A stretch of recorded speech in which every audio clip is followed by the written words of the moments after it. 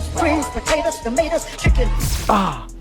এভাবেই পৃথিবী উল্টে দিচ্ছে এআই, আর সেই এআই ব্যবহার করতে আপনাকে আর ফোন বের করতে হবে না। স্মার্ট ওয়াচের মাধ্যমে আপনি এখন চাইলে এআই এর সাথে কথা বলতে পারবেন। বলছিলাম আইমিকি ফ্রেম 2 প্রো এর কথা, যেই ওয়াচটিতে সরাসরি এআই এর সাথে কথা বলার সুবিধা রয়েছে এবং আপনি চাইলে এআই এর সাথে বাংলাতেও কথা বলতে পারবেন।